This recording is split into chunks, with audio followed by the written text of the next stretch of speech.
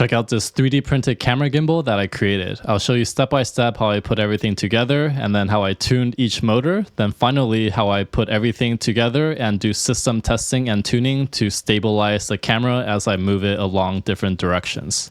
So I have these parts right here in gold that I got printed from PCBWay, and I'm going to be using these brushless actuators from MyActuators. So these actuators, when you get them, they come with cables already. So if I take one open, you can see that inside they have the actuator along with these cables. So this one is communicated using CAN, which I have several videos that I went over, and then we have the power cable. So to connect this, it's really easy. You just got to plug it in here. So once you do that, I'll do it later, but you just need to plug it in here.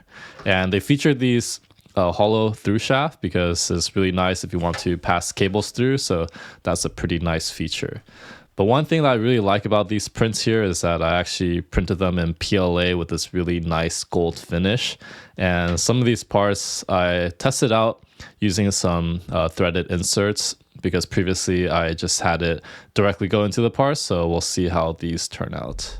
So we'll start off with the base here. So this base, I have some holes here for access for the screws. And what you're going to do is we have one of these motors, which we'll go ahead and put on top. So the screws will mount into these holes right here. So let's go ahead and do that. So you can see the screws are all in and the top here can rotate relative to the base now. All right, screws are on, and now we have to attach the next link. We're going to start off with the shorter one here. So these tapped holes, we'll go ahead and put it like this. Okay, so once this link is on, we have a similar pattern, but now we have the base of the motor. So we're going to go ahead and put this part. You can see that the mounting pattern is slightly different because this one is for the base. All right, you can see that we're almost halfway there, and we're going to do the same thing, attach the next link so we could attach the third motor. The next link is on, and now we're ready to attach the next motor. So you can see everything is assembled now, and we're ready for some testing. Real quick, if you want to get into AI and robotics, I have the perfect course for you. This course covers ROS, OpenCV, computer vision using AI, Python, and C++. Check it out in the video description. So right now I'm actually sending a square wave plus and minus 5 degrees. And you can see right now that it doesn't move because the gains are all 0. But you can see that the link here is resisting. So when I try to pull it away from 0, it does spring back. So there is something active, probably the velocity loop. Right now my square wave is in position mode. So let's go ahead and start adjusting the gains. So right here you can see that we've set the gain a little bit higher, and you can see that it's starting to oscillate between 5 and minus 5. But there's a lot of instability. That's why you see all that shaking.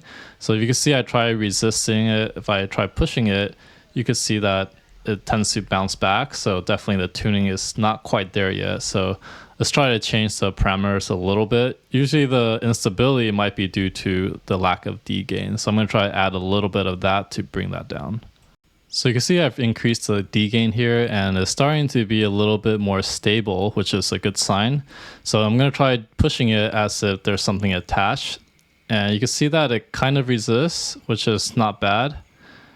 But I feel like just based on how much pressure I'm pushing, maybe it could be a little bit stronger, but I would say overall this is not too bad just based on how it feels. So it just comes down to how much strength you want it.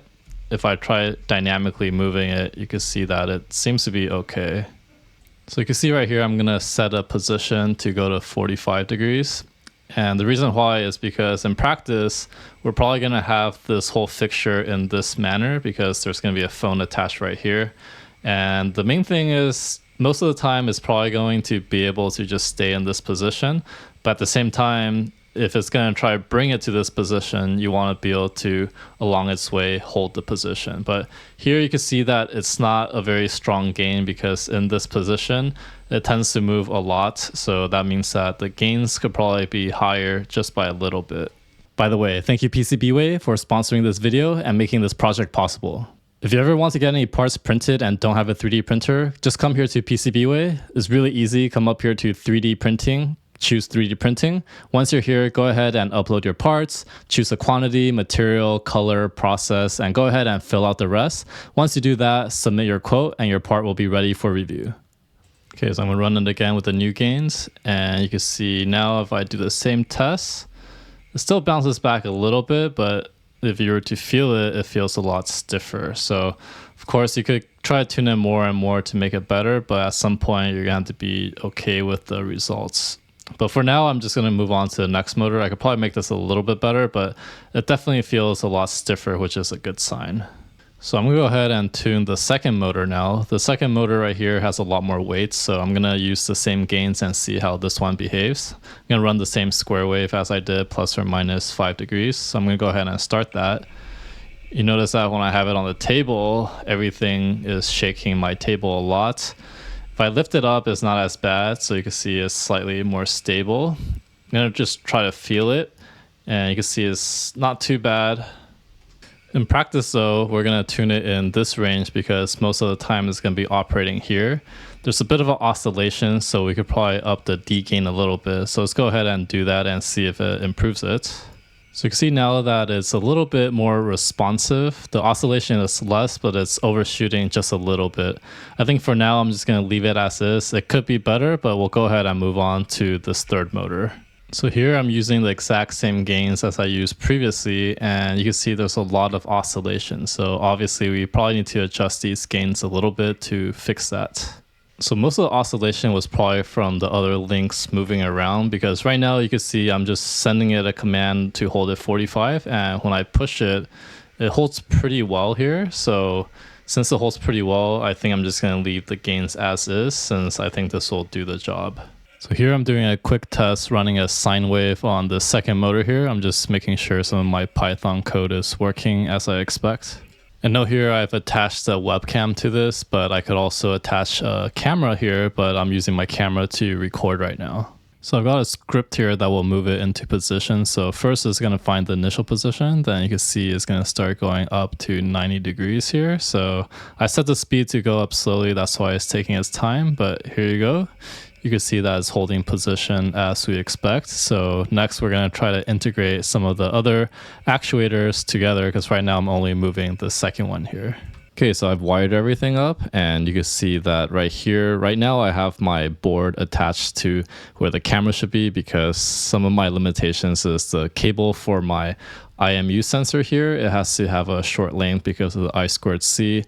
I don't have a better solution right now, so that's why I'm just mounting the board here so that it could be close to this board. But you can see everything is wired up and ready to go, so let's see it in action. So here you can see I'm doing the homing. What it's going to do is all the motors are going to move simultaneously so that the camera is supposed to be parallel to everything so that it's facing forward. And then once it's there, I'm going to start moving the base. So as I move the base, right now I'm doing an isolated test. So right now the first motor at the bottom should try to compensate for my hand rotation. The thing is, what I noticed is that the heading of the IMU sensor is not that good. So some of it is not quite sensitive, but we'll go ahead and test the other ones. So here for my next test, you could see that right now I'm tilting it forward and backward, and you can see that the last motor is stabilizing it by compensating for how much I'm rotating. So this is what allows the camera to stay balanced. And here you can see from a different view, the side profile, you can see a little bit better. So again, I'm moving it back and forth. And you can see that there's a slight delay. It's probably because of how I tuned the gains. I could make it more aggressive, but right now I just made it compensate a little bit more slowly so that it's not going to be too jerky. The shaking here could also be fixed with more tuning. So for this next test, I'm going to be controlling the second motor only, and then it's going to try to balance it based off of the IMU reading. So you can see as I tilt it side to side, it stays balanced by compensating for my motion like the previous test. All right, so here's all three motions combined together. So I'm going to be moving the base right and left, back and forth. You can see that it's stabilizing. Of course, I could probably tune it a little bit better for the performance to be better, but this is what I'm going to settle for now. You can see with even more extreme tests, it still does not too bad.